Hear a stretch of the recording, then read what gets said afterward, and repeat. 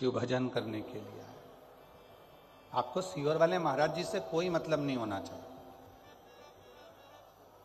आपको तो केवल बाबा देव अधिदेव महादेव का भजन कैसे करा जाए, शिव जी की भक्ति कैसे करी जाए, शिव नाम कैसे लिया जाए, भगवान शंकर का गुणगान कैसे करा जाए, और कथा के पंडाल में बैठकर अपने दिल की बात अपने देव अधिदेव महादेव से, अपने पिता से कैसे कही जाए, ये बात आपके स्मरण में होना चाहिए।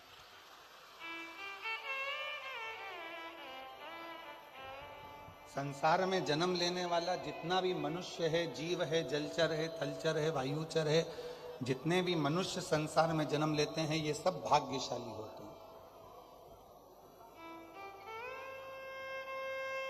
आप भाग्यशाली नहीं होते तो मनुष्य की देह मिलती ही नहीं।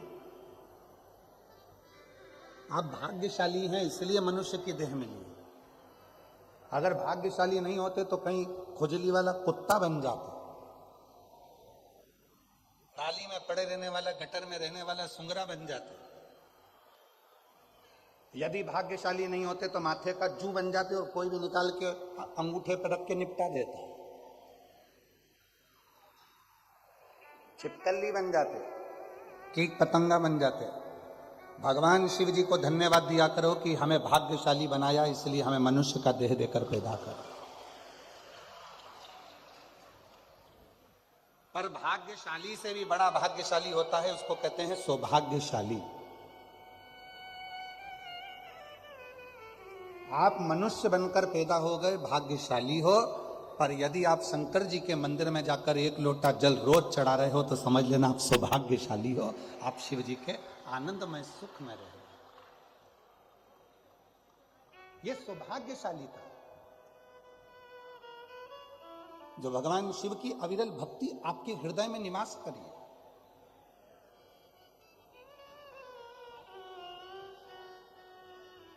और मैंने तेरे ही भरोसे बाबा, तेरे ही भरोसे। फिर निवेदन करूंगा मेरी डबरा की दीदियों से, जीजियों से, जीजाओं से, बेटियों से, बेटाओं से, हमारे साथ में आपको भी बोलना है। आपकी आवाज हम तक आना चाहिए, लगना चाहिए कि बहन भाई दोनों मिलके कथा बाँच रहे। आनंद तभी आ गया। और मैंने तेरे ही भरोसे बाबा, तेरे ही भरोसे हवा बिच उड़ती जागी बाबा, डोर छड़ी में कटी जागी, भोले ले तेरी पतन शंभू में हवा बिच बाबा, डोर छड़ी में कटी जागी। हम शिव की कृपा से भाग्यशाली पैदा हो गए। हम भगवान की कृपा से मनुष्य देह मिल गया, मानव शरीर मिल गया, मानव का देह मिल गया, हम भाग्यशाली हो गए। पर भाग्य को भी सौभाग्य बनाने के लिए शिव की शरणागति जरूरी है।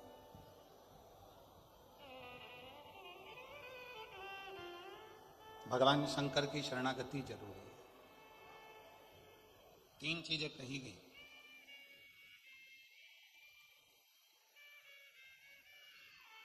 शिव महापुराण में 3 चीजें बताई गई हैं कि ये 3 चीजें जब मनुष्य की देह पर आ जाती है, 3 चीजें मानव के शरीर पर जब आ जाती है तो मानव का शरीर मानव का नहीं रहता, वो स्वयं 33 कोटि देवताओं का पार्षदों का शरीर हो जाता है, भगवान का शरीर हो जाता है। कौन कौन सी 3 चीजें बताई? तो पहले नंबर पर बताया भगवान का नाम। राम कहो, कृष्ण कहो, शिव कहो, दत्त कहो, देवी कहो, तुम्हारी मर्जी पड़े, तुम्हारा मन पड़े, उस देवता का नाम लो। पर तुम्हारी जिह्वा पर परमात्मा का नाम आया, समझ लेना कि परमात्मा के तुम कोई साधारण मनुष्य नहीं हो, तुम उस शिव जी के पूर्व के कोई रिश्तेदार हो जो तुम्हें परमात्मा ने पृथ्वी पर भेज दिया। पहला। पहले नंबर पर है जिह्वा पर परमात्मा का नाम आना। और दुनिया का सबसे कठिन काम है परमात्मा के नाम का उच्चारण कर लेना।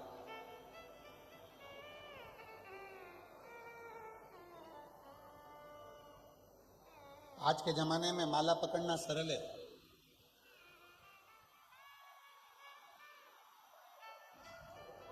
आज के जमाने में माला पकड़कर उंगलियां हिलाना भी सरल है, और आज के जमाने में माला पकड़कर उस परमात्मा से दिल लगाना सबसे कठिन काम है। दुनिया का सबसे कठिन काम उस परमात्मा से दिल लगाना।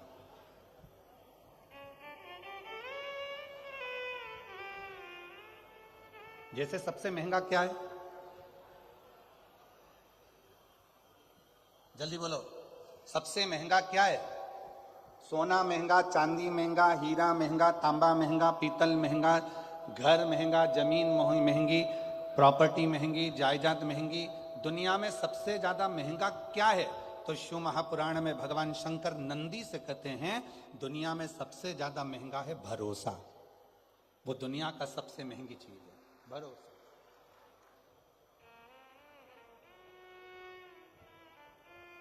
जिस पर भरोसा करोगे वो एक ना एक दिन तुम्हारे भरोसे को तोड़ देगा।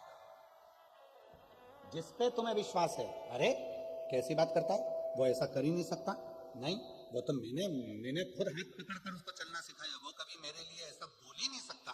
पर जब कानों में वो रिकॉर्डिंग आ जाती है तो मन में आता है कि मैंने इस पे इतना भरोसा करा था और इसने मेरे भरोसे को तोड़ दिया।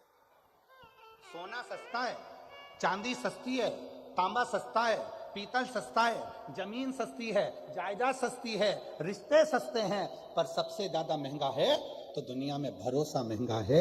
और वो भरोसा इतना महंगा है कि हर किसी पर करा नहीं जा सकता। उस भरोसे को बस कर सकते हो तो अपने आप पर करो। फिर निवेदन है, कल कहा था, अपने आप पर, अपने बाप पर और अपने देव अधिदेव महादेव पर इतना भरोसा करना कि ये मुझे पार लगा सकता।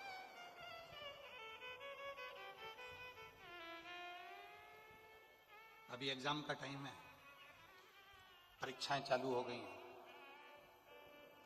10th, 12th, 8th सब क्लासों का एग्जाम का टाइम है। बच्चे लोग कहते हैं गुरुजी याद नहीं होता, बच्चे कहते हैं कि गुरुजी ध्यान में नहीं रहता, हमें क्या करना चाहिए? हमारा निवेदन है उन बच्चों से, किसी दुनिया के व्यक्ति में वो सामर्थ्यता नहीं है कि तुम्हें उन्नति की सीढ़ी पे चढ़ने से रोक दे।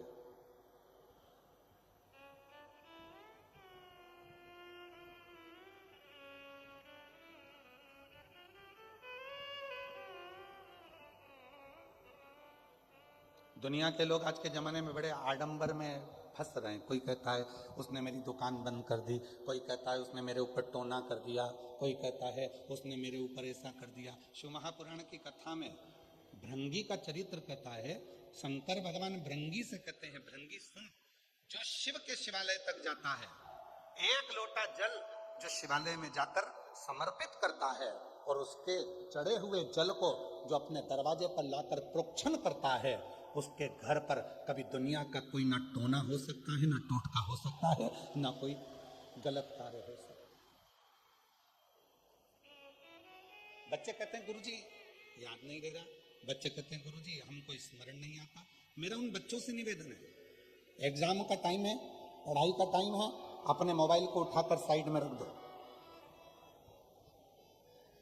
कुछ दिन के लिए अपने मोबाइल को उठाकर साइड में रखो, खूब अच्छी पढ़ाई करो, दिन रात एक करो, अपने माँ बाप का कहना मानो, और याद रखना इतनी पढ़ाई करना, इतना अध्ययन करना, इतना अध्ययन करना, इतनी पढ़ाई करना, और आखिरी में जब पूरी मेहनत कर लो और एग्जाम के लिए जाओ तो एक बेलपत्री पर शहद लगाकर शिव को चढ़ाकर पूर्ण भरोसे के साथ शिवालय में पूजन करने के बाद अपने एग्जाम के लिए जाओ, फिर उसका फल मिलता है,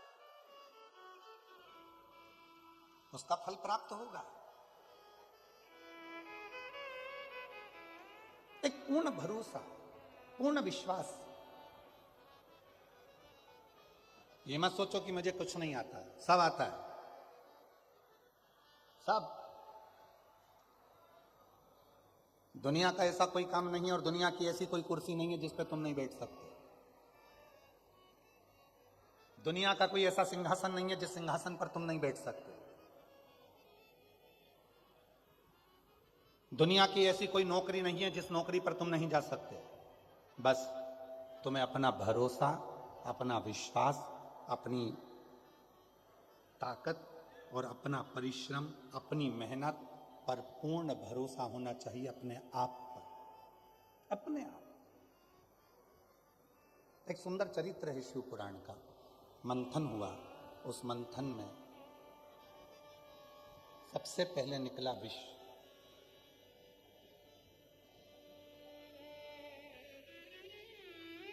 देवताओं ने विचार करा कि इस विष को हम किसको देंगे, ये विष कहाँ ले जाकर किसको,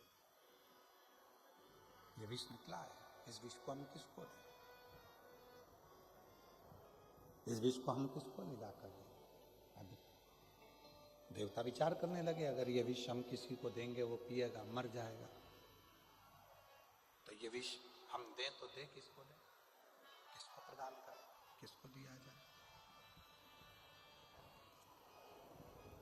विष के पात्र को लेकर 33 कोटि देवता मंथन करने लगे विचार।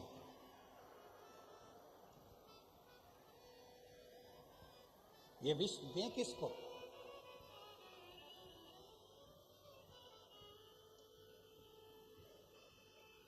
आप लोगों में से बहुत सारे लोग ऐसे बैठे हैं जो चाहते हैं कि हमारे जीवन में हमें अमृत प्राप्त हो, विष नहीं चाहिए।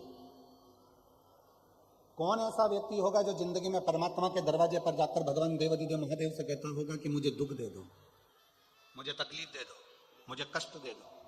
कोई नहीं होता। फिर भी हमारे पूर्व के कर्म के अनुसार हमें वो दुख मिलता ही है। हमारे पूर्व के कष्ट, पूर्व का हमारा जो किया गया कर्म है उसके अनुसार हमें दुख प्राप्त होता ही है। इसलिए शिव पुराण बार बार कहती है, मत बुरे कर्म कर वरना पछताएगा, भगवान की आंखों से तू बच नहीं पाएगा, तू बच नहीं पाएगा। अरे ओ अज्ञानी मत कर नादानी, अरे ओ अज्ञानी मत कर नादानी। तेरे कर्म का फल भी तू ही पाएगा, जैसा किया तूने तेरे आगे आएगा। मत बुरे कर्म कर बंदे वरना पछताएगा, भगवान की आंखों से तू बच नहीं पाएगा, तू बच नहीं पाएगा। अरे ओ अज्ञानी मत कर, अरे ओ अज्ञानी मत कर। अपने कर्म का भोग अपने को भोगना। सुख मांगोगे तो भी तुम्हें दुख मिल रहा है, हमारे पूर्व का कर्म है। अच्छा मांगा तो भी दुख मिल रहा है, हमारे पूर्व का कर्म। फिर किसी ने पूछा कि हमारे पूर्व के किए हुए कर्म को हम कहां पर जाकर काटें। जैसे गेहूं को चक्की पर ले जाना पड़ता है, वहां पिसा जाता है। बाल कटाना है तो नाई की दुकान पर जाना पड़ता है, बाल कट जाते हैं। उसी तरह अपने कर्म को काटने के लिए जो शिव महापुराण की कथा में जाकर बैठता है, उसका पूर्व का किया गया कर्म कट गया।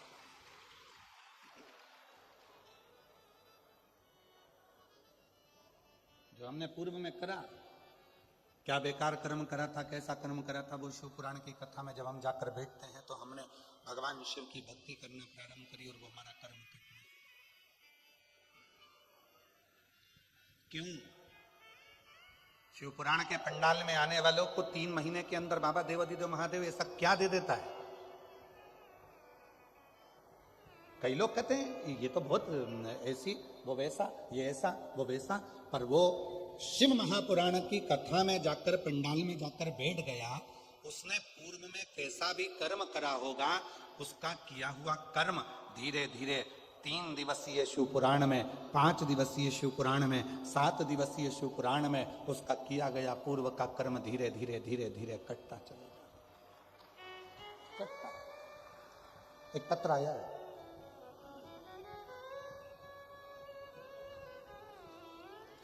देखिए,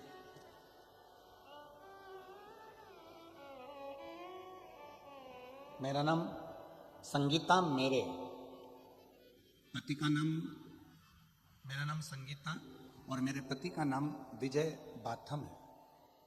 मैं जिला जालौन, उरई, उत्तर प्रदेश से आई हूँ। कहीं बैठी हूँ तो हाथ हिला सकती हैं, अगर कहीं बैठी हूँ तो हाथ हिला सकती हैं।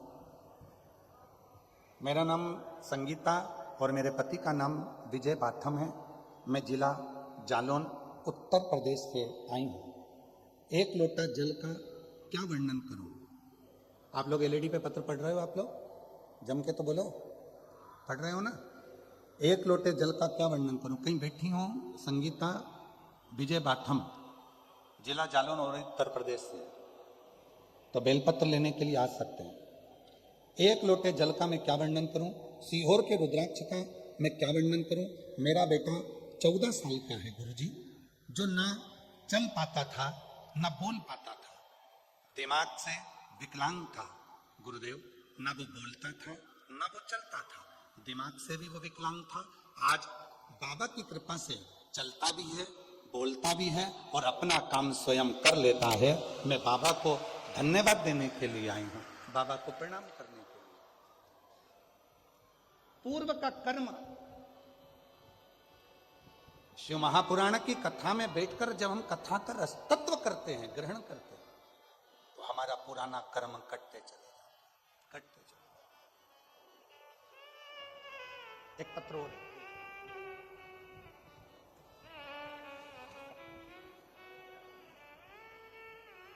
मेरा नाम गायत्री चौहान है, पति का नाम राजेंद्र सिंह चौहान है। मैं बरुआ तहसील, लाहार जिला भिंड, मध्य प्रदेश से आई हूँ। कहीं बैठी हैं तो हाथ हिला सकती हैं। मेरा नाम गायत्री चौहान, पति का नाम राजेंद्र सिंह चौहान, ग्राम बरुआ, तहसील लहारा, जिला भिंड, मध्य प्रदेश से हैं। कहीं बैठी हो तो हाथ हिला सकती हैं, और अगर कहीं बैठी हो तो हाथ हिला सकती हैं। आई हैं? बच्चा आया है साथ में, तो उसको लेकर आ सकते हैं अगर आया है। गुरुजी, मेरी शादी 1998 में हुई थी, पर संतान का कोई योग नहीं बना। डॉक्टरों ने भी स्पष्ट शब्दों में बोल दिया था कि कभी मां नहीं बन सकती। हम पति पत्नी बुरी तरह से हार चुके थे, करते भी तो क्या। फिर गुरुजी, मैंने आपकी टीवी पर कथा सुनी, मन में एक उम्मीद की किरण जागी। मैंने पहली बार आंकड़े की जड़ का उपाय, पशुपति व्रत और दतिया के पंडाल में बैठकर कथा सुनी। दतिया के पंडाल में आप कहते हो कि पंडाल की मिट्टी को गर्भ से लगाने से संतान की प्राप्ति होती है। मैंने 27 साल हो गए थे शादी को, औलाद नहीं थी। विश्वास लेकर दतिया आ गई, वहां की मिट्टी को पेट से लगाया और बाबा की कृपा से 24 अक्टूबर 2024 को 27 साल के बाद मेरे घर में संतान की प्राप्ति हुई। 27 साल के बाद मेरे घर में औलाद, अर्थात शिव पुराण कह रही है कि जो कथा हम पंडाल में बैठकर सुनते हैं, बाबा को अपने मन से कहते हैं, दिल से आप लोग प्रार्थना करते हैं। 5 बार जब श्री शिवाय नमस्तुभ्यम बोला जाता है, भोला सब दुख को, जब हम और आप प्रार्थना करते हैं, बाबा से कहते हैं कि मेरे दुख को काट दीजिए, शिव कृपा से, शंकर की करुणा से, शिव की उदारता से जब वो दुख बाबा की कथा में बैठकर कटना प्रारंभ होता है, हमारे पूर्व का कर्म धीरे धीरे कट जाता है, तब मेरा देव अधिदेव महादेव तुम्हारी झोली 3 महीने में भर ही देता है। ये निश्चित है। बोल बम का नारा है। इतना धीमा बोलोगे तो कल्याण तुम्हारा है। जम के बोलो जरा, बोल बम का नारा है। श्री शिवाय।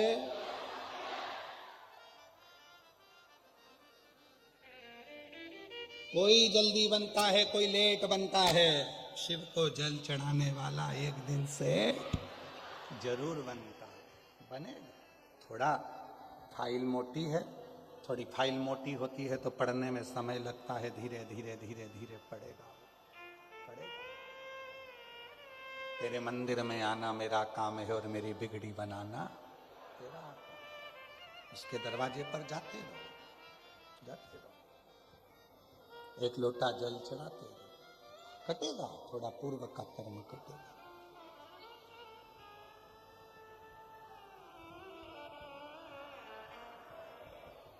आएगा। अपने हृदय की बात हर किसी से नहीं कहना चाहिए। अगर कहना है तो अपने देवाधिदेव महादेव से कहना चाहिए।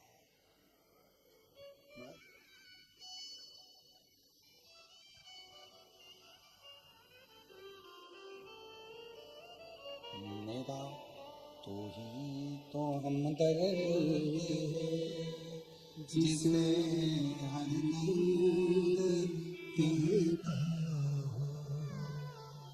मेरा तो हमदर्द है, जिसे हर दर्द कहता हो। दुनिया के आगे प्रभु चुपचाप रहता हूँ। दुनिया के आगे प्रभु चुपचाप रहता हूँ। मेरा तू तो हमदर्द है, जिसे हर दर्द कहता हूँ। मेरा तू तो हमदर्द है, जिसे हर दर्द कहता हूँ। आए हो शिव जी की कथा को श्रवण करने के, पंडाल में बैठकर कथा को सुनने के। क्या देगा वो उसके ऊपर निर्भर करता। शादियों का सीजन चल रहा है। जिस दिन हम आए थे डबरा में, रोड पे डीजे और घोड़ी, डीजे और घोड़ी, रथ घोड़ी डीजे, इतनी बारात लग रही थी, इतनी बारात लग रही थी। हमने मन में सोचा आज ही निपट गए सारे, एक ही दिन पूरे। आज की आज सबका ब्याह हो गया। डबरा में जहां देखो लाइन से घोड़ा घोड़ी खड़े थे, लाइट से दूल्हा दूल्हे, और सब जितने बाराती थे सबके नाचने की डिजाइन भी अलग थी। सब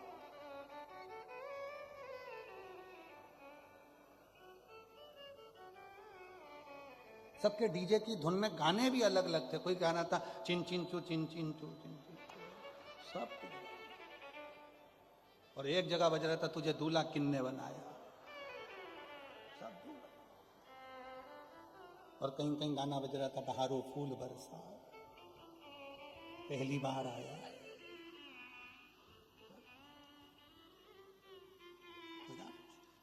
इतनी लाइन लगी। हमने तुरंत, हमारे साथ में यशराज महाराज जी थे, तो यशराज महाराज जी से हमने कहा इतनी शादी हो रही है, इतनी शादी हो रही है, तो इतनी शादी तो सब शादी वाले घर में होंगे, यहाँ शिव पुराण की कथा सुनने कौन आएगा। और गजब है, जिसकी जिसकी रिश्तेदारी जिससे होती है उसके यहाँ लोग पहुंच ही जाते हैं।